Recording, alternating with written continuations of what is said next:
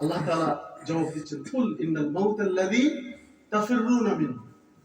রাসূল সাল্লাল্লাহু আলাইহি ওয়াসাল্লাম, আপনি বলুন, মৃত্যুটা এমন জিনিস যেটা থেকে সবাই ফালাইতে থাকে, সবাই দৌড়তে থাকে মৃত্যু থেকে বাঁচার জন্য। ফাইন্নাহু মুলাকীকুম, কিন্তু এই মৃত্যু এমন জিনিস যেটা আপনার সাথে মোলাকাত করবে।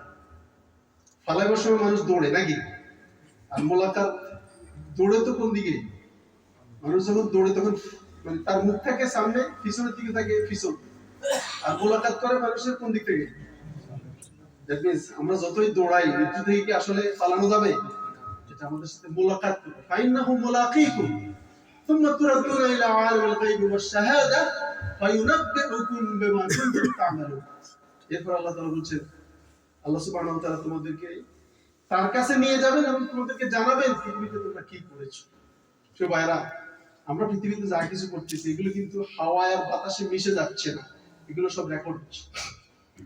সূরা কিয়ামা এবং সূরা ওয়াকিয়া, এই দুটো সূরার শেষের দিকে আল্লাহ তাআলা মানুষের জীবনের শেষ সময়ে কি অবস্থা হয় এটার একটা চিত্র বর্ণনা করেছেন। ফালাউলা ইযা বালাগাতিত তারাকি ওয়া কিলা মান রাক ওয়া যান্না আন্নাহু আল-ফিরাক। আল্লাহ তাআলা বলেছেন এক জায়গাতে, আরেক জায়গায় বলেছেন কাল্লা ইযা বালাগাতিল হুলকুম ওয়া আনতুম হিনা ইযিন তানজুরুন। মানুষের যখন মৃত্যুর সময় আসে, আল্লাহ সুবহানাহু ওয়া তাআলা দুটো জায়গাতে একই রকম কথা বলছেন যে মানুষ এই দুনিয়া থেকে বিদায় হয়ে যায়। সুস্থ মানুষ যারা আছে তারা তাকে বাঁচানোর জন্য চেষ্টা করে, তার চিকিৎসার ব্যবস্থা করে, কিন্তু সে বুঝতে পারে আসলে সে দুনিয়া থেকে ফেরাত হয়ে যাচ্ছে, আলাদা হয়ে যাচ্ছে, অর্থাৎ তার এই দুনিয়ার জীবন শেষ হয়ে যাচ্ছে, সে পরকালে চলে যাচ্ছে। এরকম আমাদের চোখের সামনে হাজারো মানুষের মৃত্যুর খবর আমরা শুনতেছি। আবুল খায়ের ভাইয়ের ছেলে, তার নাম মনে হয় দীপু নাকি, জি দীপু, সে দুনিয়া থেকে চলে গেছে। সারাদিন সে সুস্থ ছিল, কাজ কাম করছে, তার বোনের হেল্প করছে। এরপরে বিকেল বেলা তার শরীর একটু খারাপ লাগতেছে, মাগরিবের পরে সবারটাও করছে শুনছি, এরপর দুনিয়া থেকে বিদায় করছে। সো এটা নরমালি হয় না, বাট আমাদের সামনে এটা আল্লাহ তাআলা নিয়ে আসেন। আলহামদুলিল্লাহ, তার মা বাবা হজে আছেন, আমি যতদূর শুনছি ওনারাও আল্লাহর বান্দা, আল্লাহ নিয়ে গেছেন, এরকম কথার উপরে আছেন। ভাই বোনদেরকে আল্লাহ তাআলা যেন ধৈর্য দান করার তৌফিক দেন, আল্লাহ যেন তাকে মাফ করে দেন, এটা আমাদের দোয়া। আর সবচেয়ে বড় কথা যেটা, সেটা হচ্ছে তার মৃত্যু থেকে আমাদের জন্য শিক্ষা নেই। আমরা প্রতিদিন কিন্তু ঘুমাবার সময় মরণের দোয়াটাই পড়ি নাকি, আল্লাহুম্মা বিসমিকা আমুতু ওয়া আহয়া, ও আল্লাহ তোমার নামে আমি মরতেছি। আমরা ঘুমাইতেছি এটা বলি না, বলে মরতেছি।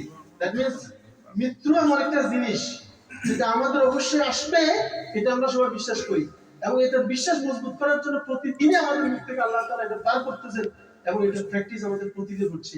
আমরা যখন ঘুমাই যাই, ঘুমটা হচ্ছে আন্নাহু আখুল মাউত, রাসূল সাল্লাল্লাহু আলাইহি ওয়াসাল্লাম বলেছেন ঘুমটা মওতের ছোট ভাই। প্রতিদিন আমরা এটা প্র্যাকটিস করতেছি, কিন্তু রিয়েলাইজেশন হয় না। আমরা দুনিয়ায় এস্টাবলিশ হওয়ার জন্য আমাদের অনেক প্ল্যান পরিকল্পনা আছে, বাট ফরকাল করবার জন্য সেরকম চিন্তা আমাদের নাই। এরকম মৃত্যুর সংবাদগুলো আমাদের সামনে এসে আমাদেরকে মনে করাই দেয় যে আমরা আসলে এখানে থাকবার জন্য আসিনি, এখান থেকে আমাদেরকে চলে যেতে হবে। সুপ্রিয় ভাইরা, আপনারা সবাই এখানে জমায়েত হয়েছেন অবশ্যই তার ভালোবাসার জন্য, এবং আমরা তার জন্য দোয়া করবো। সবচেয়ে বড় জিনিস হচ্ছে আমরা আমাদের নিজেদেরকে রিমাইন্ডার দিব যে আমরা এই দুনিয়া থেকে চলে যাব। আমরা যা কিছু করতেছি এটাই আমাদেরকে দেখানো হবে, এবং এটার ভিত্তিতে আল্লাহ তাআলা আমাদেরকে দয়া করে যদি নেক আমল বেশি হয় জান্নাত দেবেন, যদি নেক আমল কম হয়, গুনার আমল নাউজুবিল্লাহ বেশি হয়ে যায়, তাহলে কিন্তু শাস্তি থেকে আল্লাহ তাআলা আমাদের কোনো খাতিরে বাঁচাবেন। এজন্য আমাদেরকে আল্লাহ তাআলা যেন শিক্ষা দেন, তৌফিক দেন। জাযাকাল্লাহু খাইরান। কয়েক মিনিট শুনতে দেওয়ার জন্য আমি বেশি নিয়ে ফেলছি কিনা, আপনাদের সবাইকে ধন্যবাদ।